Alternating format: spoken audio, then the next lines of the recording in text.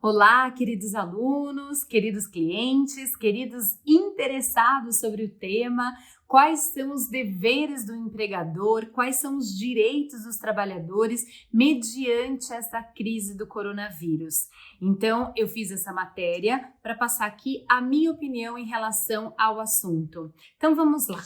Antes da gente adentrar em relação a quais são as medidas em que as empresas podem adotar, eu gostaria de comentar a Lei 13.979, que foi publicada agora dia 6 de fevereiro, que estabelece aqui algumas medidas para enfrentamento de emergência de saúde pública de importância internacional decorrentes aqui do coronavírus. Então, a primeira coisa que eu quero comentar é a seguinte: o artigo 3º, parágrafo 3º dessa lei, diz o seguinte: será considerado falta justificada ao serviço público ou atividade privada o período de ausência decorrente das medidas previstas neste artigo. Quais são as medidas previstas neste artigo em que serão consideradas como faltas justificadas? Então, se a gente for para o artigo 3º, diz o seguinte: para o enfrentamento da emergência de saúde, poderão ser adotadas algumas medidas. Primeira, isolamento. Segundo, quarentena. E o que seria o isolamento? Aí vem para o artigo 2º, que diz o seguinte: isolamento é a separação de pessoas doentes ou contaminadas de outros que não estejam contaminados. E a quarentena é a restrição de atividade ou separação de pessoas suspeitas, de contaminação. Então, a primeira pergunta que a empresa fala, é a primeira pergunta que todas as empresas me ligam e falam assim: mas doutora, o empregado, ele ligou na empresa, disse que não iria trabalhar, pois ele estava de isolamento. Não apresentou atestado, doutora. Bom, então, o que acontece?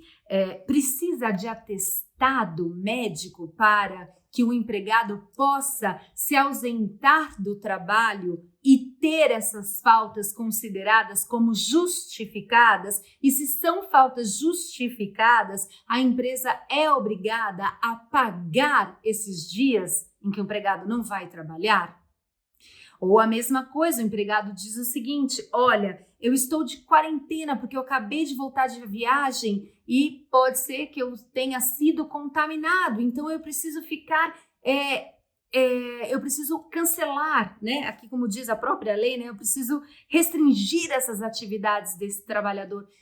Mesmo sem atestado, a empresa deve considerar essas faltas como justificadas? Bom, a lei não fala absolutamente nada em relação em ter aqui o empregado a obrigatoriedade de apresentar um atestado médico. Diz apenas em casos de isolamento ou em caso de quarentena. O empregado vai ter aqui as faltas justificadas. Obviamente que se um empregado vai até o hospital e realmente está contaminado ou está com uma suspeita, há médicos que vão fornecer o atestado médico. Se porventura o empregado realmente tiver que ficar afastado e tiver um atestado, os 15 primeiros dias é a empresa que irá efetuar o pagamento desse empregado. Em seguida, a empresa vai encaminhar esse empregado ao INSS, como se fosse um atestado de doença, como qualquer outra doença, Então, se o empregado apresentar um atestado, a empresa paga os 15 primeiros dias e depois, em seguida, encaminha ele ao INSS. Eu entendo dessa forma. E agora, professora, e se o empregado não tem atestado médico e voltou de viagem e está aí na quarentena? Pelo que diz a lei, não há necessidade de apresentar o atestado para que isso seja considerado como falta justificada. Então, a empresa teria também que aceitar esta alegação do empregado e pagar por esses dias, considerar como sendo falta justificadas, inclusive se ultrapassar os 15 dias, tá? Então, essa aqui é a situação. Mas, professora, doutora, o que a empresa empresa pode fazer então? Porque se a empresa, ela não vai ter o trabalho, às vezes a empresa vai fechar, a empresa está numa situação complicada, tem esses empregados que não vão prestar os serviços, a empresa tem que pagar. O que a empresa pode fazer? A empresa pode tomar N medidas. Então, nós vamos aqui tratar algumas delas. Primeira, que a empresa pode fazer, tentar negociar aqui com o empregado banco de horas. Então, ele está na quarentena, ele está aqui isolado, então a empresa pode tratar a questão de banco de horas. Ou então, a empresa pode conceder uma licença remunerada. Sim, agora, se o empregado estiver de atestado médico, que realmente ele está impossibilitado de trabalhar, aí é outra situação. Aí é doença mesmo, confirmada, tem atestado, aí não tem o porquê da empresa exigir que o empregado trabalhe em casa ou faça outras medidas aí para compensar as horas, não. Então, se o empregado estiver de atestado médico dizendo que realmente ele está impossibilitado de trabalhar, aí com certeza a empresa não pode exigir outras medidas aqui em relação à compensação dessas horas, ok? Bom, voltando aqui às medidas, né? Então, a empresa ela pode conceder férias coletivas. Aí vem a pergunta, professora, férias coletivas, pela lei, se a empresa vai conceder, ela teria que comunicar com antecedência mínima de 15 dias ao Ministério da Economia, que é o antigo Ministério do Trabalho, tem que comunicar ao sindicato também. A questão é de urgência, a questão é uma calamidade pública. Eu entendo que tem que ser flexibilizado esses prazos aqui em relação a conceder férias coletivas. A gente tem algumas regiões em que foi decretado hoje o fechamento de shoppings. Imagine esses lojistas, como que eles vão fazer com esses empregados que estão sem trabalhar, né? Então, como que a empresa, esses lojistas, por exemplo, o que eles podem fazer? Eles podem conceder férias coletivas sim, mesmo que não tenha respeitado aqui o lapso de 15 dias. Eu duvido que algum juiz depois vai expedir ofício para o Ministério do Trabalho para apurar aqui algumas irregularidades ou que ela vai sofrer penalidades, multas administrativas por não ter cumprido com um prazo de 15 dias diante dessa situação que nós estamos vivendo. Bom, então as férias coletivas também podem ser uma saída. E se a empresa tiver na dúvida, com receio, pode entrar em contato com o sindicato e falar, olha, sindicato, nós não temos tempo hábil de comunicar em 15 dias, mas nós queremos conceder as férias coletivas para que o empregado possa ficar em casa, receber enquanto essa crise passar. Então, acho que também isso é uma questão que pode ser feita.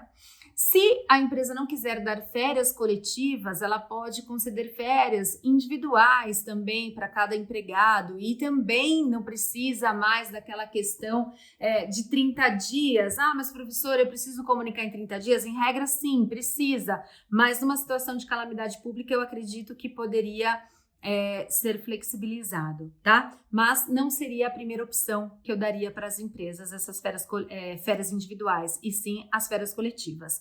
Bom, outra possibilidade que a empresa pode adotar seriam as licenças remuneradas. Como que funciona essa licença remunerada? O empregado ficar em casa e vai receber por esses dias. Então, ele está de licença e não está trabalhando e está recebendo. Ah, mas como que funciona isso? Se ficar ali um empregado 30 dias afastado de licença remunerada, ou seja, estando em casa sem trabalhar e vai receber, ele vai perder ao período de férias. Então, ele perde o período dele de 30 dias de férias. O que ele não vai perder e o que a empresa é obrigada ainda a pagar seria 1/3 constitucional. Então, vamos imaginar que amanhã o shopping fecha, o estabelecimento fecha, a crise piore, não tem trabalho, tudo fecha.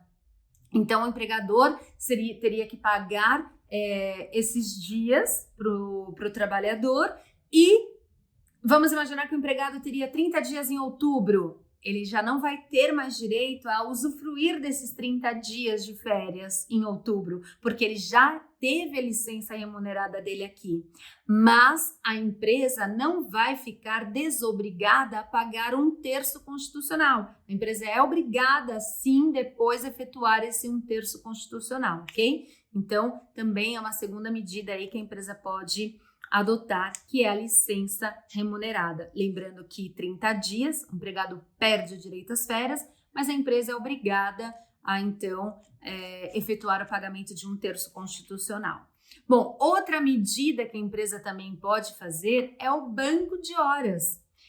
Se o empregado já tem banco de horas, ele pode, então, utilizar neste momento de crise para poder ficar em casa, compensando essas horas que ele já adquiriu.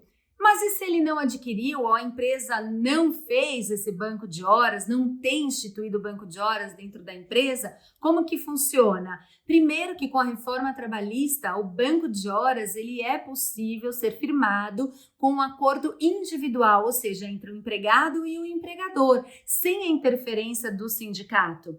Antes, deveria ter o sindicato aqui presente para poder ser possível e válido o banco de horas. Agora não mais. Então, o empregador pode convocar o seu empregado, criar o banco de horas individual para que o empregado, durante esse período em que ele ficar afastado, ele vai receber, mas essas horas em que ele receber, ele vai ter que compensar depois. Ok?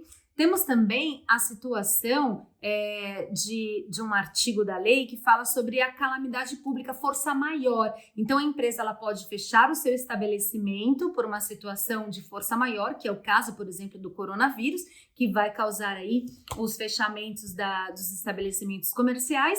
E aí, nessa hipótese, o empregador poderá exigir dos empregados que cumpram com as horas extras, 2 horas por dia, até o período de 45 dias. Então, vai fechar o estabelecimento? Fechou? Ok. Vai continuar pagando. O empregador precisa e é obrigado a continuar pagando os salários dos empregados. Em contrapartida, quando voltarem aí as atividades, o empregado vai poder trabalhar e durante esses 45 dias ele poderá fazer 2 horas extras. Então, o que acontece nessa situação? Ele vai trabalhar 8 horas diárias, ele pode fazer 2 horas extras e mais as 2 horas para suprir aí essas horas deste fechamento da empresa por força maior, ok? Bom, então essa também é uma outra medida em que a empresa pode adotar. Mais algumas medidas também poderão ser adotadas, como, por exemplo, o home office. Então, a empresa pode fazer com que o empregado trabalhe em casa e que cumpra com as suas atividades laborais em casa. Agora, óbvio que isso só é possível se realmente a atividade autorizar, permitir, for possível. Muitas atividades não podem ser executadas na casa. Então, aí você tem que adotar outras medidas e não a do home office. Bom, essas são as medidas principais aqui, né? Algumas empresas comentaram comigo na situação crítica em que precisa faturar no mês para poder pagar o aluguel, para poder pagar os encargos trabalhistas, para poder efetuar o pagamento de salário dos empregados. Se não fizer isso, não tem como pagar. Então, elas decidiram realmente encerrar as atividades. Elas estão encerrando as atividades. Não foi uma empresa, não. Hoje atendi 3 empresas que estão fazendo isso. Então, já vinha de uma situação de crise e agora, realmente, a crise piorou. Então, decidiram encerrar as atividades e demitir todos os trabalhadores. Nessa situação de demissão dos trabalhadores, eles deixam aqui de efetuar aí o pagamento do aviso prévio, paga 20% do fundo de garantia e o empregado tem direito ao seguro-desemprego. Então, essa foi uma das consultorias que eu percebi que algumas empresas estão adotando. Difícil, né? Mas, enfim, essa situação. Outras perguntas que eu tive foi em relação Aqui, cadê? A primeira pergunta que eu até separei aqui para vocês foi a seguinte: se o empregado não apresentar atestado de que precisa se ausentar do trabalho, a empresa mesmo assim tem que efetuar o pagamento?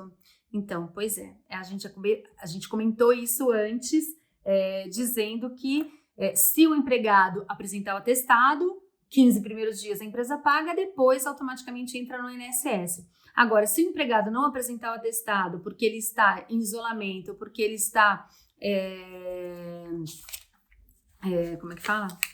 Quarentena, então a empresa também é obrigada a efetuar o pagamento do salário, sim, e aí adotar as medidas para compensar essas horas, ok?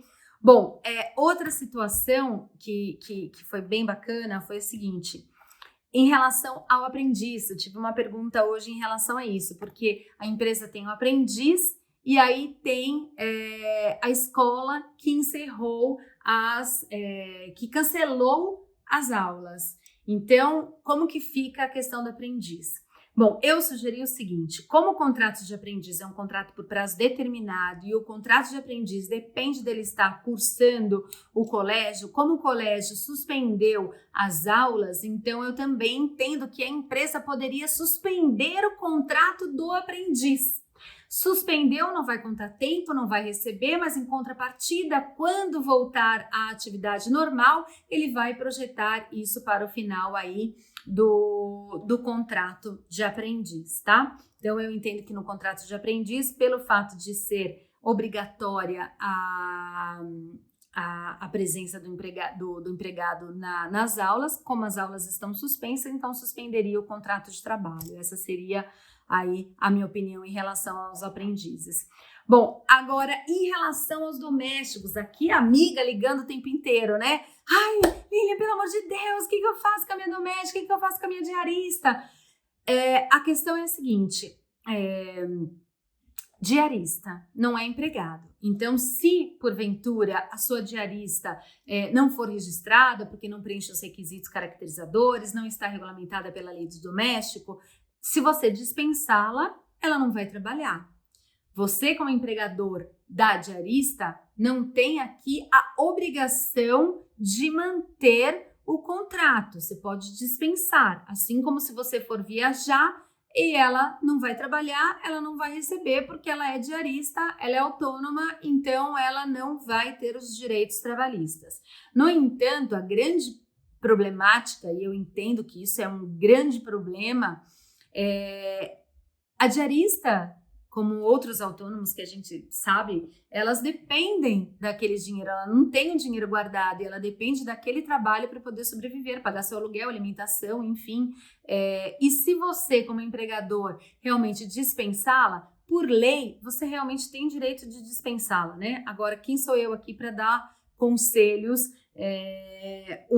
de humanidade, né? Enfim, mas fica aí a critério de cada um de repente, conversar com a diarista, manter o pagamento, né?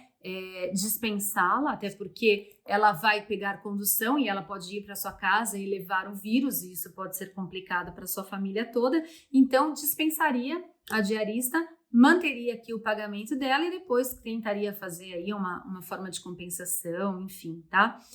Ou paga metade, depois vai acertando com ela, desconto, enfim. Isso é só uma opinião, tá? Bom, em relação também aos empregados domésticos, a mesma coisa. Então, restringe, faz aqui o isolamento da doméstica para que ela também não leve para sua casa, né? A possibilidade dessa contaminação, porque ela vem de fora, pega a condução, chega na sua casa, e isso também pode causar um risco para a sua família.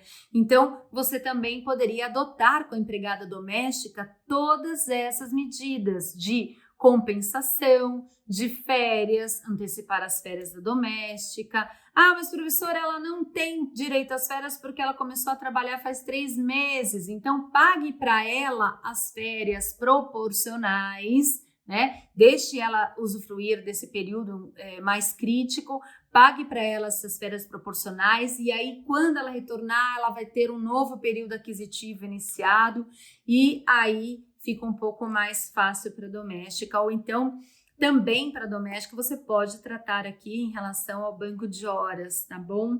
Bom, muita coisa, né? Muita coisa. O sindicato também, ele tem aqui o poder de criar um acordo com a empresa e reduzir o salário enquanto existir essa crise. E o acordo coletivo, com certeza, é reduzir o salário e dar algum tipo de estabilidade a esses empregados que tiveram redução do salário durante esse período de crise. Mas isso precisa e depende do sindicato. Enfim, são várias coisas, várias medidas. Eu acho que eu anotei algumas e tem outras várias, mas eu não quero me estender muito. Mas fico à disposição. Espero que esse vídeo possa ajudar um pouco vocês. E vamos manter a calma, vamos fazer pensamentos positivos, vamos nos resguardar, vamos ficar em isolamento e torcer para que essa crise realmente passe rápido e que seja um aprendizado para todo mundo. É esse meu desejo e espero que vocês possam aproveitar esse vídeo, tá bom? Até mais!